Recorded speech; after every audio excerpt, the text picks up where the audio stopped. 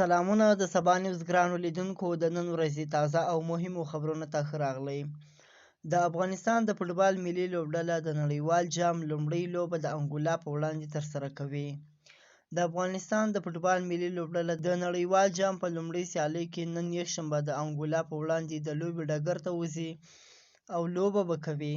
د ملي لوبډلې روزونکي او لوبغاړي وایي د نړیوال جام دغو سیالیو ته یې بشپړه چمتووالی نیولی ده او چمتو دي چې دا سیالي به ګټي او انګولا ته به ماتې ورکوي. د روزونکي په خبره افغان لوبغاړي دغو سیالیو کې ښې لاسته راوړنې لري.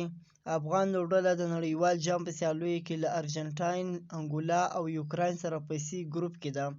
دغه نړیوال جام د ازبکستان په کوربه‌توب باندې ترسره کیږي او افغان لوبغاړي به دغه لوبه د انګولا په وړاندې نن ترسره کوي او د لوبغاړو په خبره چې امید دی دا لوبه به دوی ګټي. بلې خواته د افغانستان د لوړو زده کړو وزارت سرپرست ندا محمد ندیم د کابل ښوونې او روزنې پوهنتون د زده کوونکو د فراغت غونډه کې وایي رسنیو کې ځینې خلک د الله پر دین، علماو او اسلامي قیادت باندې نیوکې کوي چې په خبره یې دا ټوله بې بنسټه دي او دی وایي دغه خلک نظام خرابوي او دا اسلامي نظام نه تسلیموي.